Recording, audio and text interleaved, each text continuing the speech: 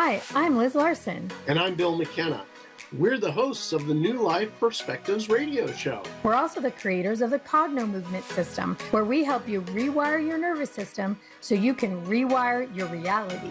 Join us each week for great conversations, amazing guests, and cutting-edge information on health, consciousness, and the keys to transformation.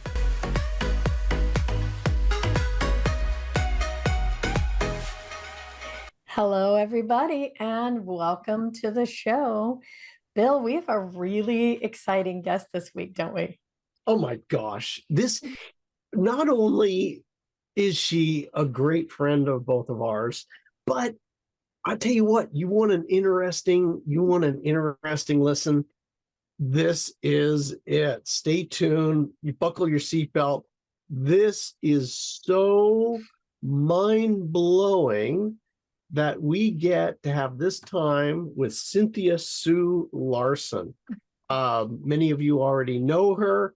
Liz, give everybody an overview. Okay, I'm going to make this quick because we have so much to talk about. She's been on the show lots of times. If you guys haven't seen those episodes, please go back and watch. Cynthia is fascinating. But Cynthia is a Berkeley-trained physicist, for one. She is a prolific author. You may have seen one of her most popular books is Reality Shifting. Did I get that right, Cynthia? Reality Shifts? Reality Shifts. I never get it right.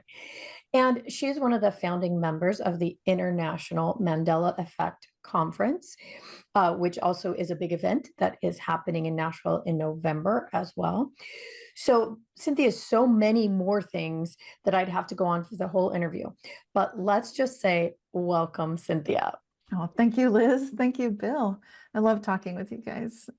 We can go so deep and you really get the implications of the material we're talking about. So I appreciate that. Plus, you're just wonderful people. So thank you for being who you are. Oh, thank you. I mean, our conversations are so much fun. You guys, we just got to talk to Cynthia for an hour off camera, and I'm telling you, you wish you were there. But today we have something really important and really, really exciting, I think, for the planet. Cynthia just finished a new book. It's called The Mandela Effect and Its Society. The Mandela Effect and Its Society. Awakening from Me to We.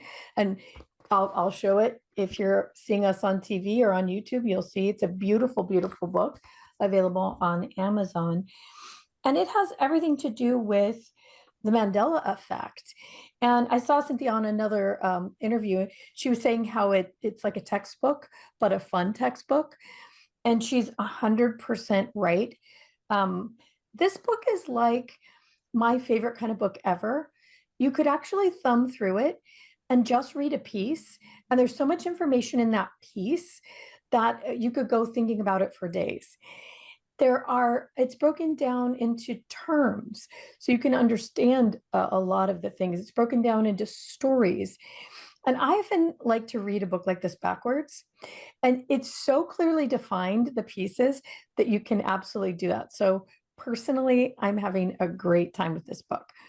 But my first question for you is, Cynthia, why this book and why right now? What is important about it for this time? Oh my gosh. Well, thank you for just going right to the key question there. You did it. It's super important for this time because we're in a pivotal moment of what some people have referred to as hyper novelty, where things like the beliefs we used to have are crumbling. Some of the foundational systems seem to be collapsing. People are commenting. We were saying even before we started talking here on recording, even regular people who've never talked about the Mandela effect or anything like this are saying stuff like, I think I'm in a different reality. So it's becoming obvious to everybody that we literally are witnessing perhaps what you might call multiple simultaneous realities. Some people would refer to it as timeline jumping. I've got a book, Quantum Jumps, about talking about making that a conscious choice. So this Mandela effect now, the subtitle, Awakening from Me to We, is kind of a double entendre. The ME is the Mandela effect, of course, but it's also that isolated feeling of it's just something happening only to me. just only one person noticing a change in reality. But now we're collectively noticing these things, and quite a few of them can be very positive. So this can be an awakening process together. As collaboratively we start recognizing maybe we have everything to do with the physical experience that we enjoy when we're alive and in the world. So let's share with everybody who doesn't know, what is a Mandela effect? And I'll ask Bill, give your favorite example, and it'll tell everybody what it is right away. What's your favorite example, Bill? Oh, mind meld with you. I was just like, this is a Mandela effect example, which blew my mind right before I knew about Mandela effects. I was watching something. I don't know if it was an ad or a video, but it said, "Build it, and he will come." And there's, the Field of Dreams. This is the movie in the United States. Yeah. A very common movie, and I was like, "Build it, and he will come." What type of alternate universe are you in? It's not build it and he will come. I started asking all my friends. I was like, I want you to complete this sentence from the Field of Dreams. Build it and they will come. They will come, right? Because that's the movie. All the people come out of the cornfield. They come out of the cornfield. Nobody is like just the one guy. Anyway, everybody knows it's not that way. But there was, post that, it was like all of a sudden, becoming aware of all of these other timeline shifts or alternate reality. This Mandela effect is very, very real. And it's all around us now with the most absolutely ridiculous examples. Yeah. Go ahead, Liz. I was just going to say there's one that is driving me insane. And I think I've forgotten to say it to you, Cynthia. But my whole life, there was a phrase, all of a sudden, this or that happened. And now it's all of the sudden. All of the sudden, you hear it on TV, you hear it. My daughter even said that. I said, the phrase is all of a sudden. She said, no, it's not. It's all of the sudden. Since when? So, okay, Cynthia, tell everybody and us too, what is it really? What really is a Mandela effect? Well, if you look at the definition of it online, people often go to Wikipedia. And if you do that, then you'll see something that I don't agree with. You'll see unless they improve it. It hasn't yet improved. How good can it get, right? But so far it still says mass collective misremembering or something to that effect. Oh. So that's, but they're jumping to an assumption that they've already attributed a cause to the whole phenomenon as they're describing it. Now, where do we ever do that in a scientific field? That's not a good practice at all. It doesn't make any sense to me. So when we look at what's really happening, we're seeing what I would call a misaligned memory with historical fact. So we don't just jump to the assumption that it must be me and it must be all of us collectively sharing an exactly the same identical, because I shared that with you, Liz, that all of a sudden, that's what it used to be. And I don't know when that one changed. I think it snuck in there maybe 10 years ago or so for me, but maybe for you it was sooner, and that can happen. And I agree with you too, Bill, about the Field of Dreams and the baseball field. Right now it's just a cornfield or whatever, but now it can be, build it and they will come. It's not a success if one person shows up and you've gone to all the trouble to build a baseball, with the stands and the field and everything. No, it's better be they. So when we see these signs and the evidence that we're collectively remembering something identically, why would that be happening? Why would I share this same exact memory when it could be so many other things? Why that? And there's so many other examples of it. So that's something I do in the book, is look at some of the popular theories as to what is going on. If we can rule out, and we should take a look at the fact, maybe don't rule it out prematurely, but take a look first. Why does it not make sense that we are collectively misremembering? And there are lots of reasons that I would say, obviously, that's not it, because why would we be remembering things exactly the same? So my next question for you is, Cynthia, with this book at this time, what do you really want people to know? I mean, this book is comprehensive. There's so many things to know. But what was your reason? What was important to you about it? And what do you want people to take away? Oh, thank you. That's such a good question. It comes back to that first question. It's at this time with hyper novelty and things look like they are falling apart. It can feel scary. It can feel like there's nothing that I can do about it or nothing we can do about it. If you're looking at a huge collapse of the weather system or the environment or politics or you name it, anything and everything, it can all seem out of control and too big and too insurmountable. The reason for this book at this time is to indicate humanity has been given a toolkit at this time to step into our creative powers and co-creative powers with one another in the form of consciousness exerting influence on the physical reality. And I know this is what you guys do and what you are all about with cognitive movement. So I love talking with you guys about it. You get it. But for a lot of people who don't know such things are possible, you can literally jump to another timeline. The first way they're seeing it is with the Mandela effect. And they're noticing like, oh my gosh, I'm affected too. I also remember the Berenstain Bears, not the Berenstain Bears. And, all these other things that are changing. The Kit Kat had a little hyphen in it, I remember that. And just all these things that might seem trivial at first, but when you take them collectively, the heart has moved to the center of the chest. That's amazing. The kidneys have moved upward to the relative protection under the rib cage. Geography is changing. Everything's changing. So if all those things can change, and we're seeing that they are, those of us who experience the Mandela effect and are open-minded enough to recognize this is the way quantum physics works. Well, guess what? Thank goodness, because now when we're facing this hyper novelty situation in the cosmos, when so many things are in flux, changing, there's so much energy, it almost seems like anything possible is happening and everything seems to be happening, then this can then provide us with the way and means to stay focused on how good can it get, golden age, Shambhala future for all of us. And to me, it's an indicator that this time has come and that we've got the toolkit, we're ready to go. Let's start practicing. Let's play with this. I know Bill had a question about quantum physics. Didn't you, Bill, from the book? Oh gosh, here's for everybody, you've got to go out and buy this book right now.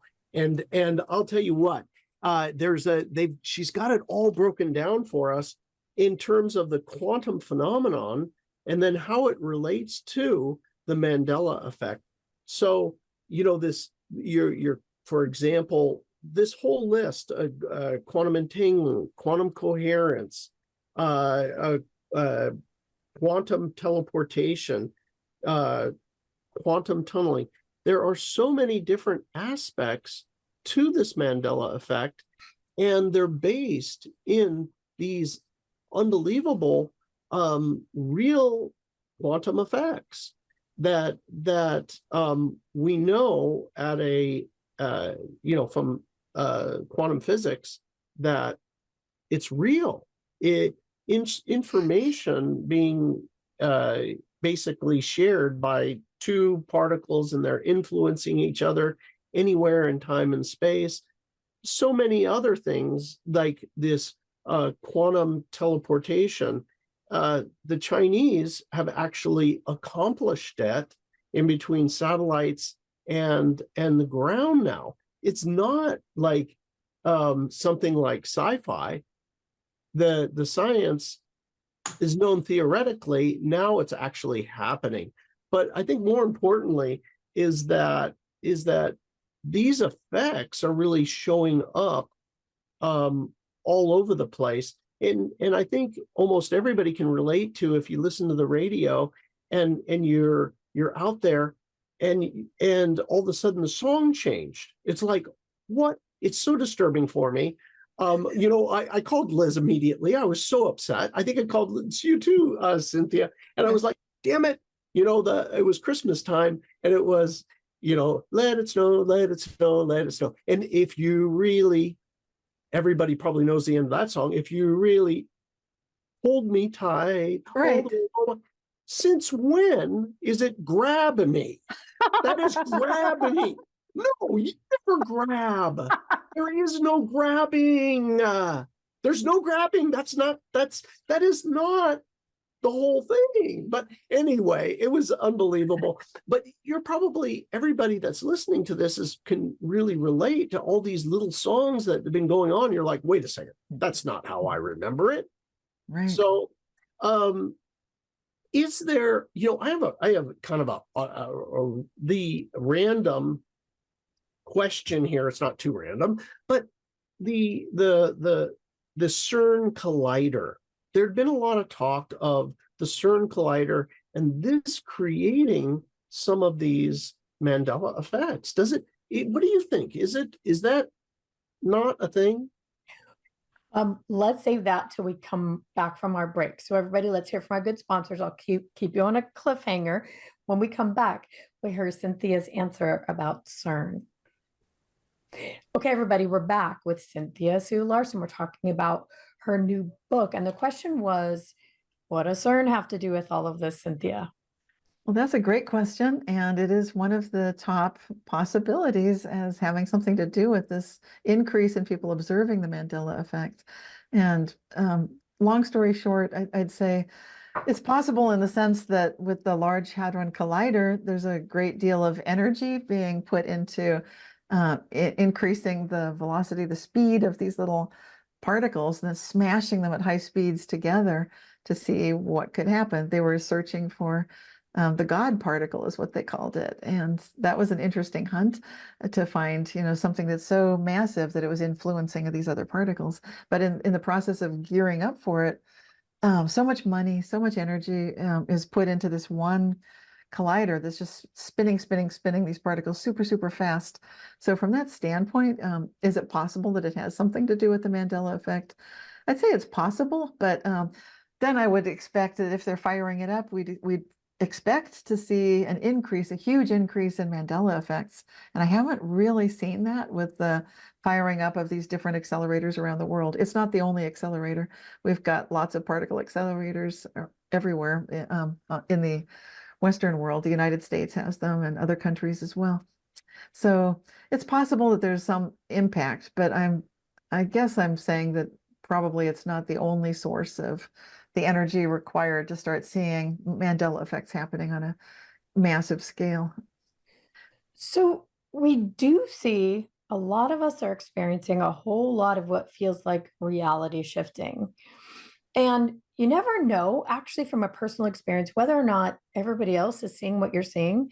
So even in things like government and politics, things that are happening now, my husband and I look at each other and say, you can't do that. Like, that's illegal, right? Like, that's not possible. And, we talk about other things we've seen and heard, and we know that that should not be the case, laws and stuff like that.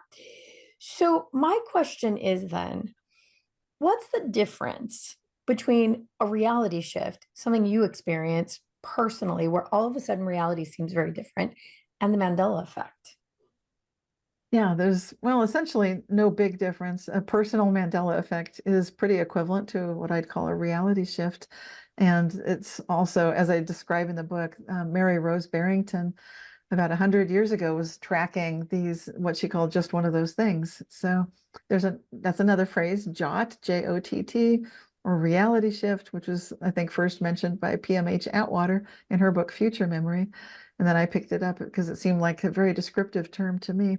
And now Mandela effect. But a personal Mandela effect would be something that an individual observes, but probably nobody else noticed what changed on their bathroom fixture or on a picture in their living room wall, because they're the only ones in that house. Maybe another person might notice it, but it's not going to be a worldwide recognizable Mandela effect. And so Mandela effects, the term, is usually a large group of people. And that's where it starts getting interesting, that such a large group of people would notice Nelson Mandela did not die in 1987, like a lot of us remember he did. And some of us remember others who might have died too, like Jane Goodall, or I mentioned in my book, Reality Shifts, Larry Hagman had passed away. And I think, Bill, you remember Larry Hagman too, that he died and then he was alive again. And yeah. yeah. baffling when it happens, and that's not misremembering, it's not confusion. I know it wasn't for me, and that, that was very interesting. So, but we don't call it the Hagman effect for whatever reason. There's Bill, there's me, and maybe a few others, but people generally didn't really catch on to that particular situation, where they notice it now. And Dr. Ruth, for example, is creating quite a buzz. She just passed away again for some people in 2024. Some people remember she died previously. So, but we call it the Mandela effect because of the Nelson Mandela situation, where he was alive again, most puzzlingly and positively to a lot of people. And so that's where the term came from. Jane Goodall was the big one for me. Yes. When I heard she was alive pretty recently, I could not have been more shocked. I thought she died a long time ago. I remember it. I remember the news coverage.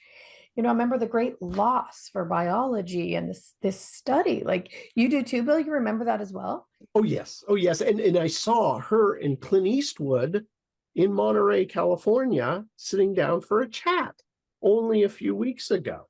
Oh my God. I was like, huh, well, that's very nice, isn't that? Good to see her again. So amazing, so amazing. Yeah, for me, I remember she passed away shortly after Diane Fossey. So some people would say, like, oh, you guys, you're all obviously confusing Jane Goodall with another primate researcher. Well, I know I'm not, because I remember first Diane Fossey was murdered, and that was shocking enough. But within like a month or two, that's how Jane Goodall had passed away. I remember she was also murdered.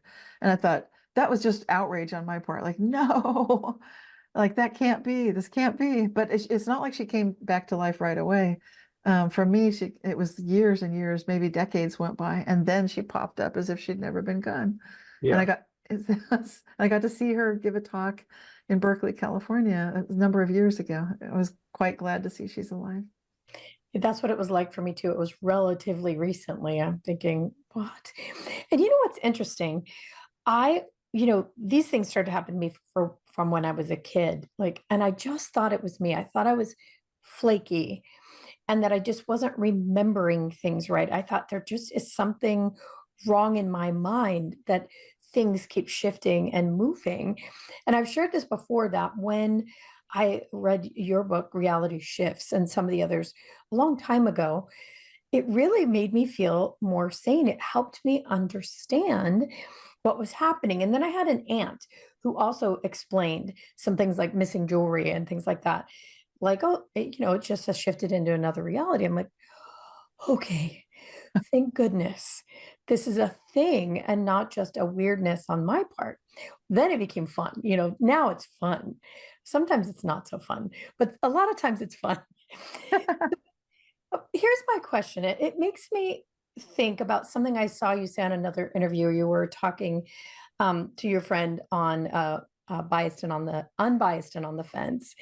And you were talking about the Myers-Briggs test, personality test, and how people who strongly experience Mandela effect or reality shifting sort of fit into a couple of personality types. So is this really about who we are? Well, the people that predominantly experience it are coming from a very small sliver of the bigger pie chart of personality types. So in other words, I think the INFJ personality type, that's the one I'm part of. It's something like 1 to 3% of the population is that. That stands for introvert, intuitive. So it's I for introvert, N for intuitive, F for feeling, J for judging. So it's one of 16 different basic personality types. And is a small percentage there. However, of the experiencers of the Mandela effect, it's a huge piece of the pie. Looks like about a quarter of the pie, And then the other huge subsection is an equally tiny sliver of the general populace, but it's an equally large chunk of the Mandela effect experiencers. And I would say also experiencers of synchronicity. So there's a similarity there. People that Dr. Bernard Beitman has studied for meaningful coincidences and synchronicity, he notices, because I've interviewed him on my podcast, Living the Quantum Dream, And he was talking about his book, Meaningful Coincidences, and he's a psychologist and he's published in Psychology Today and so forth. What's so interesting for me is he's done studies that showed that people who are seekers and they're aware that there's like I would call it a higher level of conscious agency that they believe they're conversing with. They believe there's a dialogue going on. And right there, like boom, then synchronicities just go into hyperdrive. And to me, that is significant about the INFJs and then all the other intuitive feelers. Those are called empaths on the Myers-Briggs, and it's dovetails with what Dr. Bernard Beitman is noticing also, that these are people who have that special ability to meditate, to see themselves as if they're looking at a story, to see themselves as an actor, but also an observer at the same time. And that it's all it takes is just that split level of awareness to initiate these synchronicities and really, go into hyperspace with it. Like, okay, activate that timeline jump. We're going to be a lot more aware of it because we're constantly observing and then acting and going back and forth. And I think that personality type shares that ability, or both of those intuitive feelers. Makes me think of something, and I can see Bill's face. I know the wheels are turning, that it really isn't just seeing something is different, but it's a whole body perception. Don't you think that builds a feeling state? Something's changed. Well, yeah. Yeah. And, one of the ones that was, I think, almost everybody I talked to was like, when I can still remember it, I was driving from San Francisco back to San Diego, and it was March 13th or something like that, around the COVID, the first, like, we're going to do a lockdown. And it's like on the radio, and my wife's calling me, God, lockdown. I'm like, what the heck alternate reality did I just step into? I mean, it was, and then everybody I talked to is like, the entire thing, it was almost like clearly obvious that we collectively like shifted into this weird alternate reality with many, many different facets to it. But I did have a question on something that, I had the good fortune to run into what I would call, no other good word for it, but a master. And the master long ago, told me, he said, things are going to speed up, Bill. Things are going to speed up, and things are going to change very, very rapidly. And reality is going to become very malleable.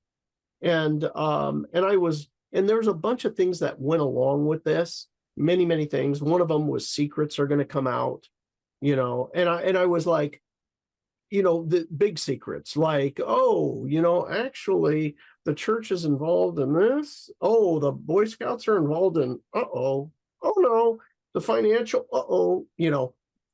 all these things that were being destabilized institutions. But my question to you, because you're studying this and you're intimately involved in it, has there been an acceleration in the quantity of Mandela effects that are showing up on a monthly basis? I'd say it seems that way to me. It's hard to say because there's just so many of them. And I've been looking at so many. I tend to experience a lot of them. To the degree that I once told a fellow physicist, another physicist, a third one, George Weissman, was asking me, tell Henry Stapp how often you notice these things. And I said, every day, And then Henry Stapp said something like a 4-letter word, not exactly a 4-letter word, but BS. So it's like, but that was my experience at the time, and it does seem like it's speeding up. But it's a good thing. I enjoy it. I feel, even if it seems at first like I don't like that particular shift, I didn't like the lockdowns at the time, and maybe that was like another reality. But due to a set of circumstances, I was one of the people feeling like that was a good thing. And I think you may think, really? And it's kind of in the big picture, humanity needs to know we don't want to go into lockdowns. And so to know that you don't want to go into them, you need to experience some of the the loss of, what is this loss of freedom to know that that's the wrong way. Mandates and lockdowns, that's the opposite of the sovereignty that we need to be seeking for our true, how good can it get future. So sometimes it's important to see, like we had a system failure where airports and hospitals and all sorts of systems went down. I come from an IT background. I worked in information technology at Citibank for a number of years. And so when this whole thing happened, I was upset. But then I realized, because it was avoidable, I realized what had happened. I thought, this is crazy that that happened. And I was feeling like, why did that happen? But then I started to see, oh, this is good. Because then people understand we don't want to put all of our eggs in one technology basket. And I think unless people experience that, they don't know what I already knew, like what a disaster. So sometimes it's like, if we step back, you can start to see like, oh, some of us needed to go through that to recognize, because we are manifesting from what we're thinking and feeling. We need to come together. And some of us are in different places. We don't yet know that we don't want one centralized computer AI running the entire planet. I know for sure that we don't want that. Absolutely, for sure. But some people, they haven't had an IT background. They don't know. They think, well, like, what could go wrong? I'd rather ask, how good can it get? And we've seen already enough to know we don't want to go that way. Let's work with AI and computers as friends. And I think I've rambled off from your original question. Sorry. Oh, no, all of that was amazing. Let's take our next break. And when we come back, my book keeps falling open to a very particular page. So I will ask you about what's on that page. We'll be right back. Okay, and we're back with the amazing Cynthia Sue Larson. We're talking about her new book that is entitled The Mandela Effect and Its Society, Awakening from Me to We. My book keeps opening to a page with Philip K. Dick on it. Oh, yes. Oh, my gosh. Yes. Philip K. Dick experienced other realities. Tell us about that. Oh my gosh, where to start? Well, I guess I'll start with his speech in Metz, France in 1970s. I think it was 73. And he gave a talk that is astonishing. Now that, if people don't know who Philip K. Dick is, you'll know him from movies like The Minority Report, and I think there's a series, Man in the High Castle. Lots of movies came out of his short stories and his visionary um, science fiction sorts of stories and books. And so when he gave a talk in 1973, he was saying, you may find this world bad, but you should see some of the others. That was the whole topic. And right there, I was like, what? It's exactly what we're talking about, funnily enough. It's like sometimes we think like lockdowns, mandates, what? Okay, like this seems bad, but again, he would be agreeing with us. I think in some way the book keeps falling open. Maybe it's Philip K. Dick himself saying, open it here. Yeah, please. That's hilarious. Yeah, thank you, Philip K. Dick. So the idea that he was presenting is that someday you might walk into your room and you switch on a light just using a regular motor movement that you do all the time, but the light isn't there. Somehow it's in a different location on the wall. Now, I see Liz nodding, and I've had that exact same experience. I describe it in my book, Reality Shifts, with the timer dial on my dryer that I always would turn it the same way to run the load of clothes, and suddenly it doesn't work that way because it does, and then I have to stare at it. What is it doing? I have to read the directions on this same device I've been using for day after day, year after year. So anyway, Philip K. Dick is talking about that, and he's describing that there's this idea that we could be operating in sort of this orthogonal time space. So time and reality is not what it seems. And so he's brilliant at bringing that concept forth. He had also personally visualized some true nightmarish possible futures where and he felt like it was imminent, like it was really an adjacent reality where the Nazi kind of mentality could come in. He saw it as something that the Romans had originally initiated on the planet, and so he was watching that through the years, and he would see some concurrent possible realities, like the Man in the High Castle, that is now a series that you can watch. And it shows what would happen if instead of the Allies winning World War II, what if the other side won? What if Germany won and the Nazis, came out ahead in that situation? which might seem unthinkable, but that's what he was presenting. And so I think it's brilliant. He was just such a genius and so ahead of his time, because very few people were thinking along these lines. But when he started writing about it, he said he did meet other people who would come to him and say, this has happened to me and there's nobody else I can talk to about it. And so that would be in the 1970s is when this talk came out. And I'm glad that he got that talk recorded, that he gave the talk. The presentation of what he originally intended to say and then what happened are two different things. So you've got the written record and then you've got the video, and they're both fascinating, well worth studying. You've had that happen in one of your manuscripts. Tell everybody about that. Yeah, I've had two of my books change. Most recently, it was Quantum Jumps because there was a section in the book. I placed it in two different places. Now it's nowhere to be found, describing what you see on looking at the cover of the book. And so I've got a picture in to show, the cover of that book is in The Mandela Effect in its Society, showing that basically it was intended to show that if you jump through something like a wormhole, then you can literally jump through space and time, because the many worlds of quantum physics is one and the same as the astronomical, multiverse. So it's like the micro and the macro come together. You can do that through a wormhole. That was supposed to be in the book Quantum Jumps. So I know it was in there at least twice. And that happened several times with the current book. I'd write a paragraph in this current book and I'd have to rewrite it in one case like 5 times to get it to stick and stay in there. Quantum, do you think there's a meaning to that? Yeah. I mean, by the 5th time, I'd be like, okay, I think maybe this is not supposed to be in the book. I'm very patient. I'm like, okay, well, I guess that maybe I can do a better job than I've previously. It's like at first, sure, I'm flustered. Like, why isn't that still here? All right, I'll do it again. It's like you do the dishes and then there they all are again.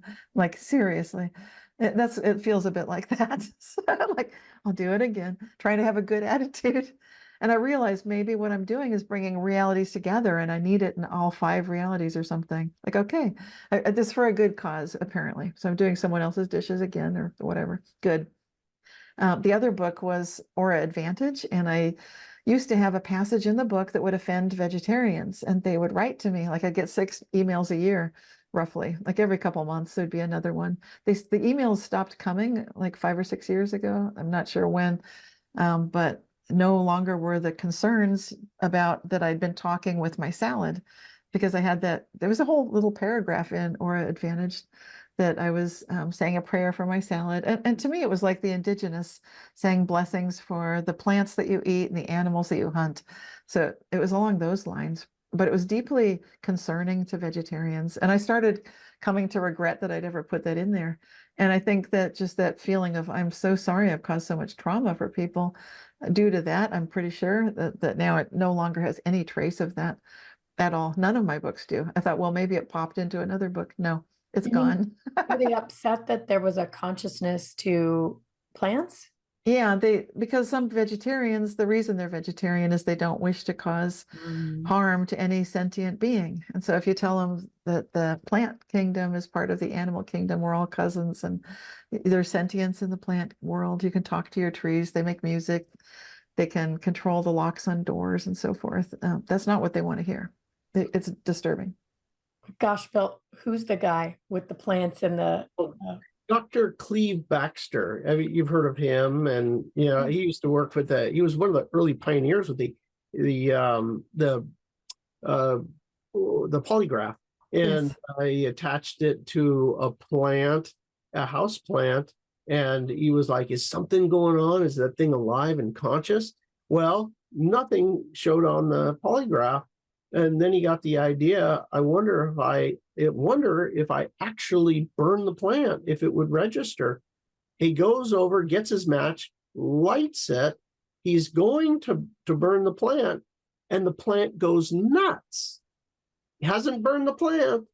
The plant, it was conscious of that this is real. He's going to burn me, and it went nuts. And that began all the exploration of the consciousness of plants. So this is actually a scientifically verifiable thing. I love the Mythbusters. In the United States, we have a TV show called Mythbusters, and they they try to, basically bust myths, but they actually even validated this. Everybody can do it. The interesting thing is that it's conscious intent.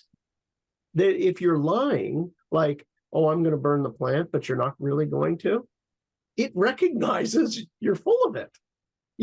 Like, he's teasing. Yeah. Just teasing me. Even that in some ways feels like a Mandela effect, because to me, that feels like common knowledge now. I mean, my plants harass me when it's late enough in the spring for my houseplants to go outside. I mean, they're literally, there becomes a day I'm like, okay, I'll do it. Right? You take them out. I mean, so, that feels to me like a very common knowledge thing now, that really probably when you wrote that book would have been a thing that would have been outside of the realm of reality. Right. All right, you guys, we have just 4 minutes left. So we really want to encourage everybody to go to Amazon and buy Cynthia's new book and leave, please, a review. Let everybody know what you think of it and what was your favorite part. In my review, I put in everything that I love about this book, including being able to read it in these small chunks. It is comprehensive. There's the science in there, but it's super, super readable, which I really appreciate. So what else, Cynthia, do you want people to know? What do you want them to take away? What's another thing that's just really in your heart that you want people to be able to take home and digest from this book? Well, pay attention, keep asking questions. And if you see things that don't look like they're in the right way, shape, or form yet, be aware that everything can change. And sometimes we see things that look like they're messed up, but that's because collectively we need to see that that's messed up. And then once we all can see it together, it can change for the better. And this is why I love to ask questions that I want to live the answer to, that I'm eager to live the answers to, like, how good can it get? So I do encourage people, if you've never asked that question before, start asking it today and wake up and ask that question. How good can today get? How good can I get? And you can even take it to how God can I get? How expanded, how much love, how much goodness can I become today? And it's transformative. So it's a great way to explore the world. And no matter what's happening, even if you think like this is a disastrous day, how dare I ask how good can I get? Do it anyway. Have that attitude. I guess I'd like to share that radical optimism that I'm feeling and bring it to every situation. It's never inappropriate, and you could be surprised at some of the extraordinary changes, positive changes that can come, because we're very powerful. We are living in this time of manifestation. This is hyper novelty. Things are speeding up. Reality is extremely malleable. And the imagination state of the wave function, in our dreams and daydreams, can then become manifest in the particular or particle fashion that we choose. And by focusing on how good can it get, we're catching those favorite dreams and making them real for all of us. So beautiful. All right, everybody. You can find out more about Cynthia at realityshifters.com, correct? That's right. And people can buy books there as well? Yes, I'll ship them through the United States. The international postage has gotten prohibitive, but if they're insistent, then just send me an email and we can work it out. Perfect. There, you also have a YouTube channel. I do, and it's under my name, Cynthia Sue Larson. And also I'm affiliated with International Mandela Effect Conference on YouTube, and we have a website as well, imec.world. And our conference is in person this year, November 7th through the 10th in Nashville, Tennessee. Love to see you there, and I'm hoping to see you guys there for sure, in person. Well, Bill and I will actually be presenting there, so we get to be a part of it this year. So if you've ever wanted to see Bill and I in person, this is a great way as well to come and introduce yourself to the Mandela effect, to reality shifting, and to the whole IMEC team. We got to meet them the other day. They are fantastic as well. I mean, this event really sounds like it's going to be joyful and a whole lot of fun. Plus, I'm sure informative, because by November, a lot will have changed. Things are happening so fast now that by then I just can't wait to hear what will have happened and what's coming next. So thank you so much for being with us, Cynthia. We love you, as you know. We'll see you again really soon. Well, this book we could interview Cynthia 39 times for and never run out of content. Thanks for being here, Bill McKenna. Thank you. Thank you. Looking forward to seeing you in Nashville. Yeah. Until next time, everyone, be safe and be well. Love you guys. Bye-bye.